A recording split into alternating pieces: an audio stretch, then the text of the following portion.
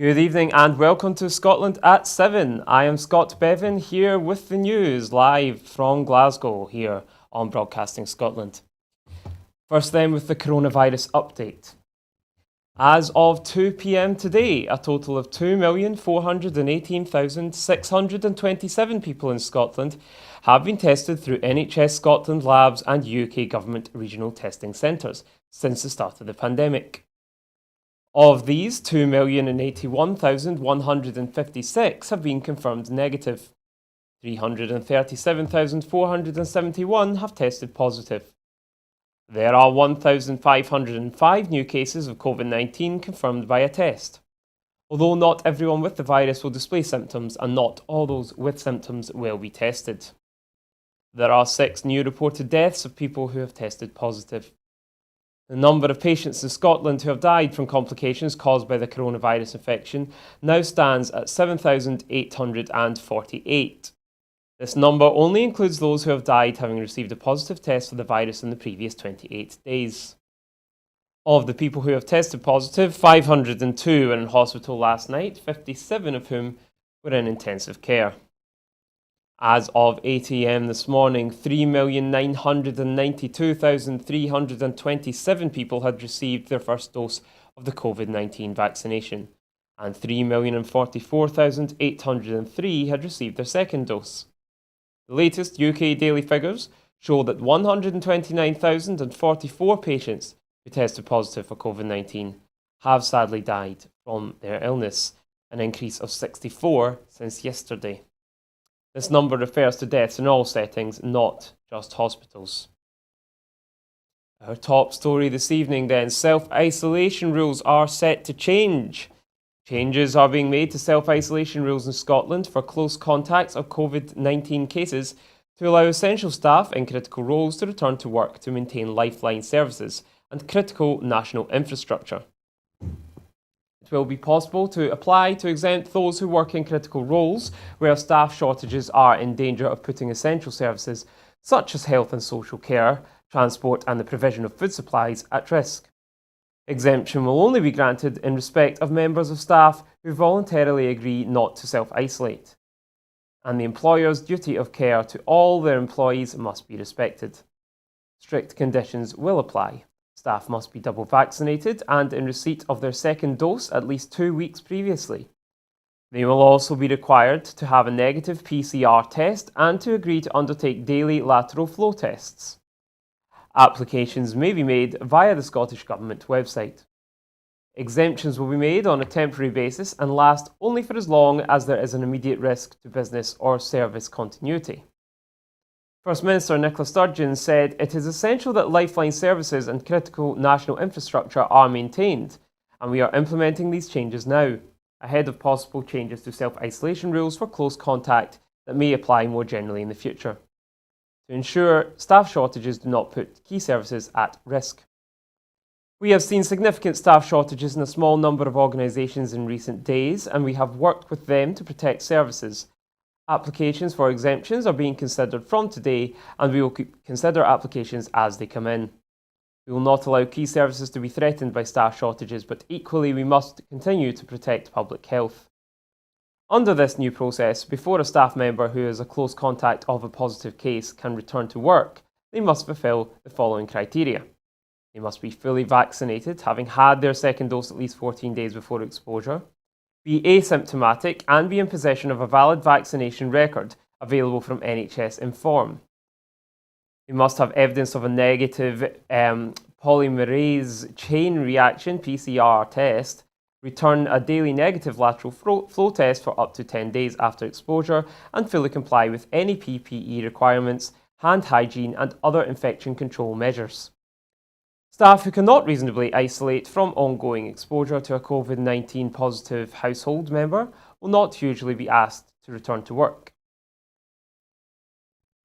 Moving on then, the UK government is to impose the biggest overnight welfare cut since World War II.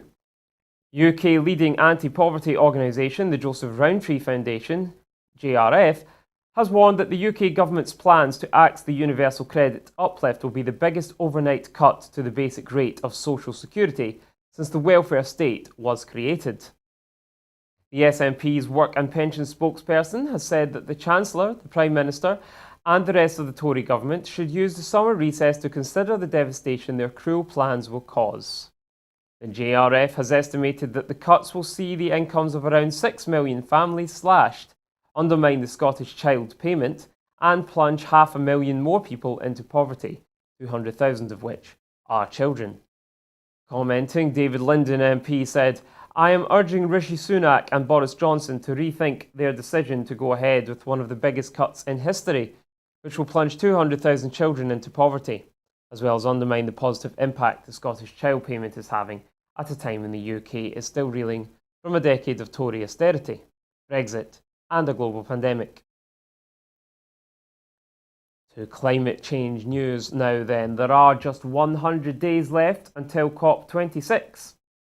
With 100 days until COP26 comes to Glasgow, Scotland has set out how it will help meet the global goals of the Paris Agreement on climate change.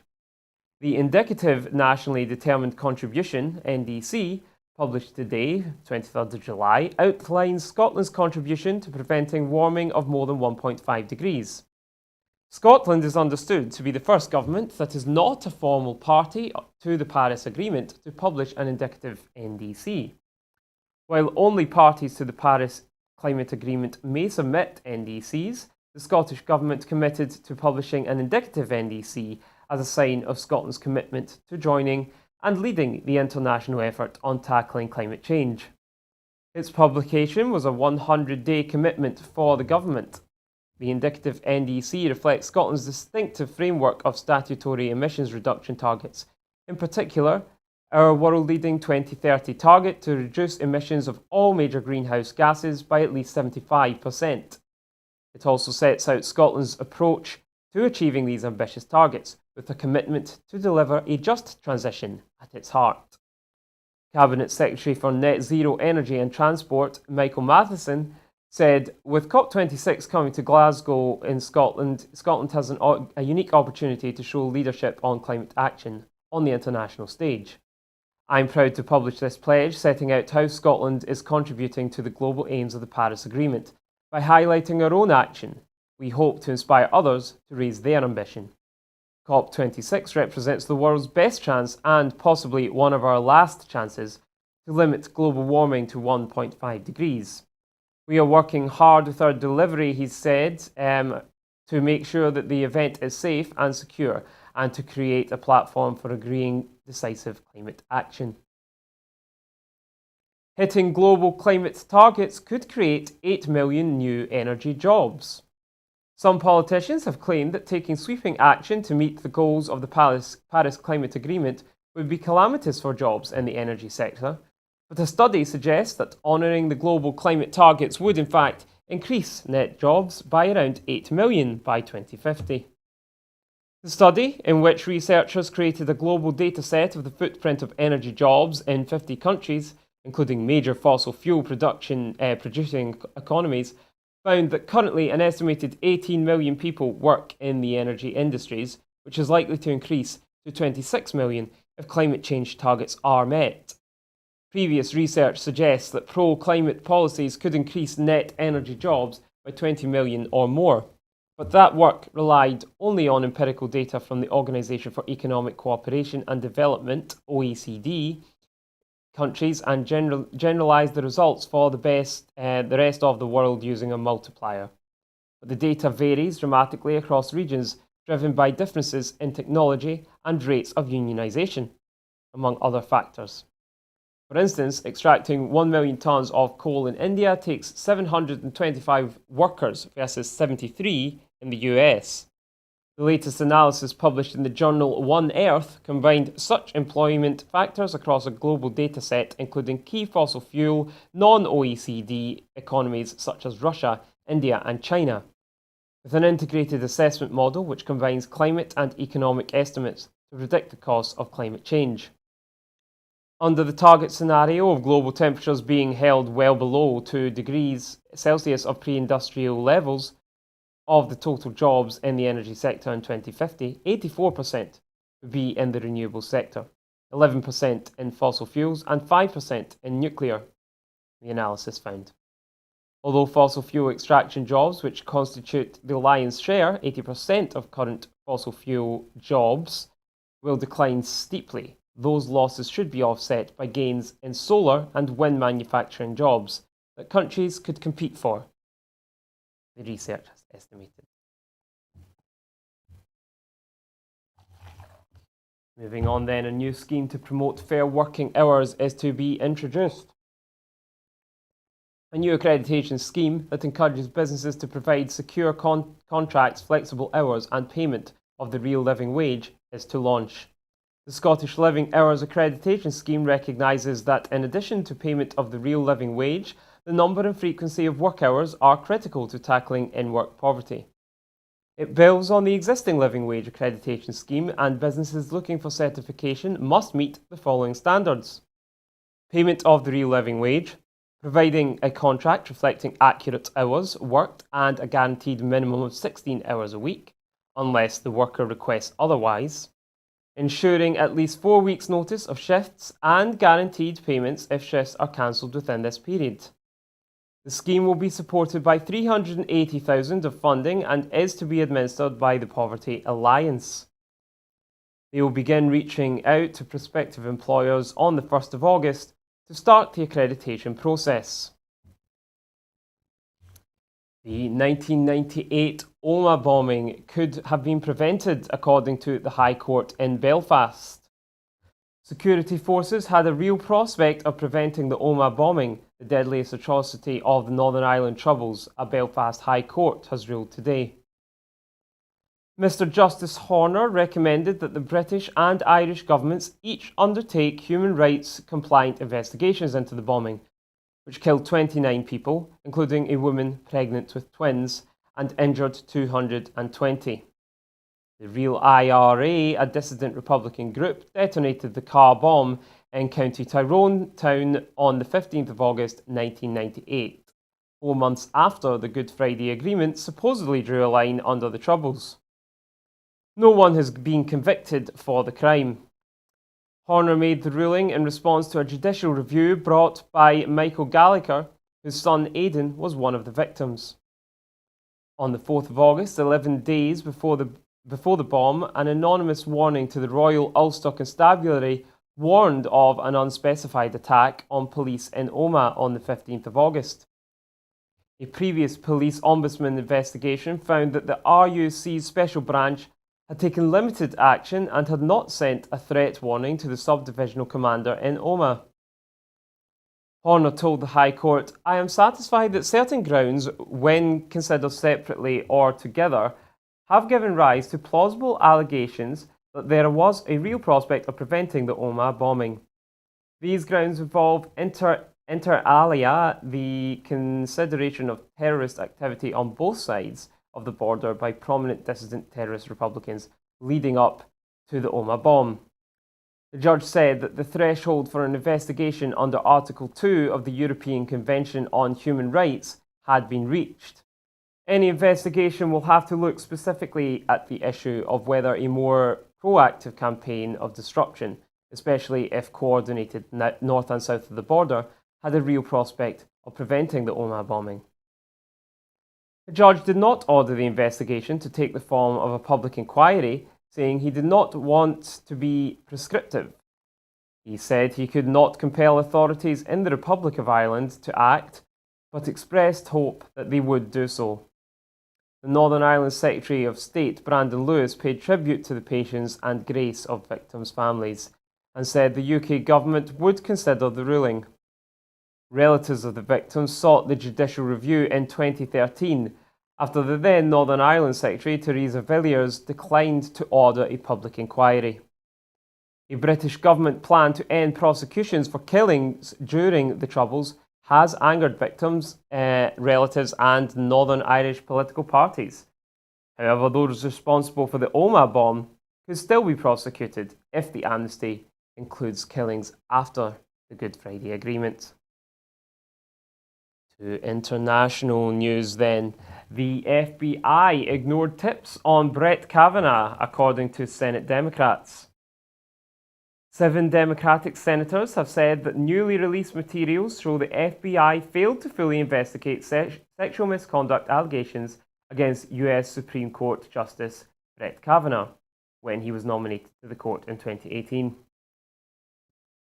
In a statement yesterday, the senators, including Sheldon Whitehouse and Chris Coons, said a letter they received from the FBI last month shows the agency had gathered over 4,500 tips relating to Kavanaugh without any apparent further actions by investigators. According to that June 30th letter written by FBI Assistant Director Jill Tyson, the most relevant of the 4,500 tips were referred to lawyers in President Donald Trump's White House, whose handling of them remains unclear. The agency was conducting a background check, not a criminal investigation, so the authorities' policies and procedures used to investigate criminal matters did not apply, Tyson's letter said. If the FBI was not authorized or did not follow up on any of the tips that it received from the tip line, it is difficult to understand the point of having a tip line at all. The Democratic lawmakers said in a letter to FBI Director Chris Wray sent on Wednesday last night, which they released to the public on Thursday. Kavanaugh was the second of 3 jurists Republican Donald Trump appointed to lifetime spots on the top court during his term, cementing a 6-3 Conservative majority. His nomination blew up into a personal and political drama when the university professor Christine Blasey Ford accused Kavanaugh of sexually assaulting her in Washington in 1982. 2 other women accused him in the media of sexual misconduct in the 1980s. Trump, ceding to a request from Senate Republican leaders, ordered the FBI to conduct a background investigation of Kavanaugh. The FBI completed its probe after speaking with 10 people, according to the Senate Judiciary Committee. Potentially key witnesses, including Ford and Kavanaugh, were never interviewed as part of the investigation, and Democratic lawmakers have long said the probe was a sham. Democrats have also alleged that the Justice Department, which the FBI is part of, was politicized under Donald Trump and sought to advance the former president's interests. Ford's lawyers, Deborah Katz and Lisa Banks, said in a statement that the new revelations show the FBI investigation was of limited value.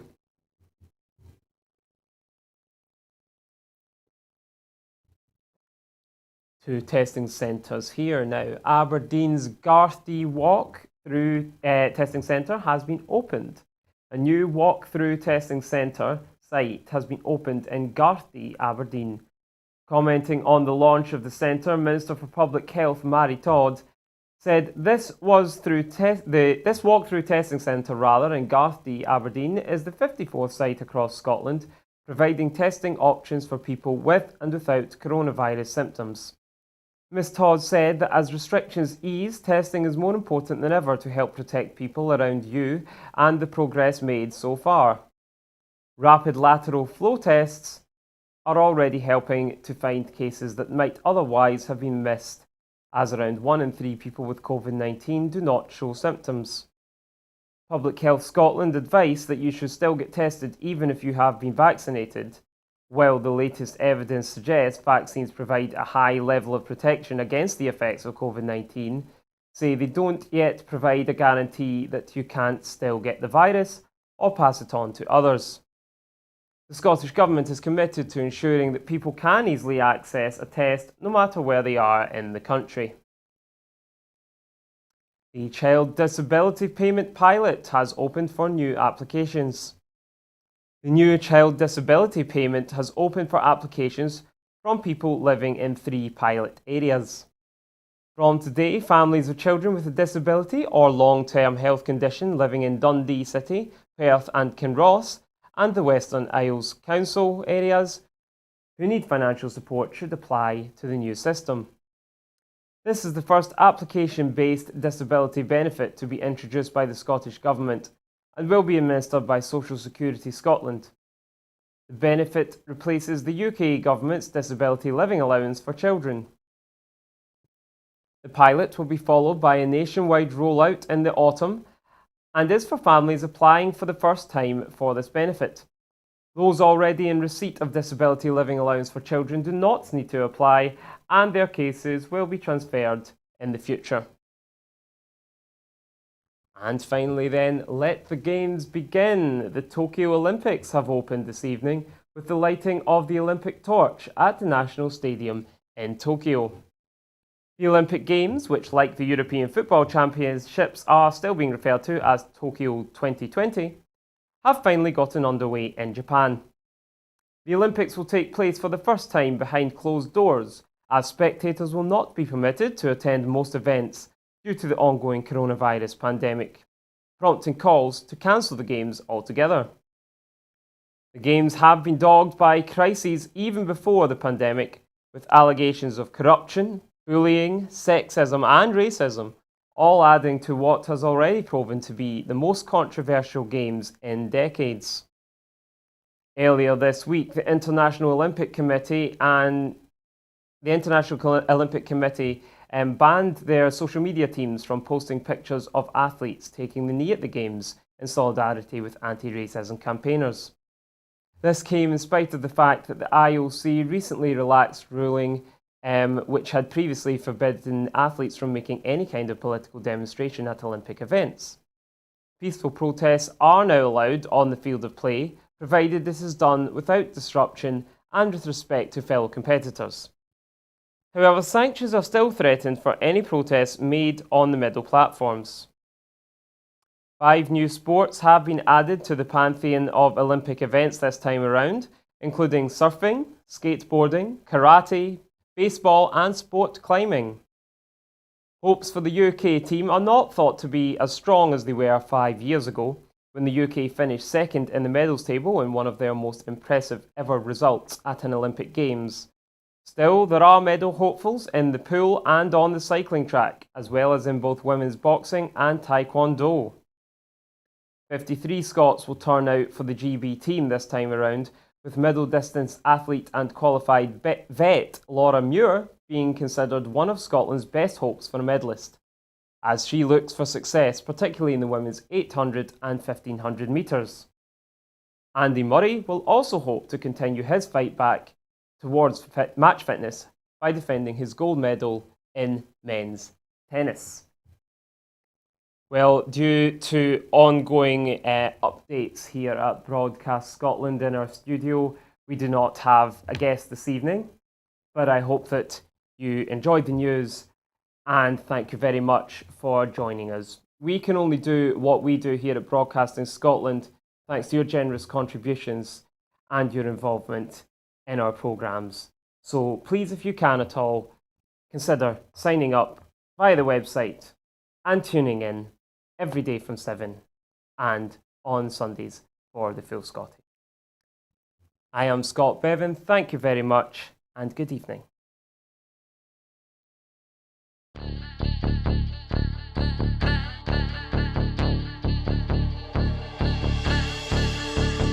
How do you mean no more commission? Well, no one in Scotland can commission an idea. You know, if I went to BBC Scotland and I said, oh, I've got this great idea for a sitcom, I've got this brilliant idea for a drama, you know, no, there isn't one person in Scotland that can okay it unless it goes through London. Good morning and welcome to another edition of Full Scottish. What's happening today? Hello and welcome to the Full Scottish here on Broadcasting Scotland. Scotland is going to be an independent country. That need, that desire for independence is ever stronger than perhaps it was in 2014. So there's an obligation that we've got to give leadership to that campaign. That's what Nicola Sturgeon, as our First Minister, has been doing. My feeling about Boris Johnson is he can't be trusted on anything. That is now and forever will be known as the rape clause. I'm old enough to remember going into Europe in '73, and I remember how much of a razor's edge that was a battling stone.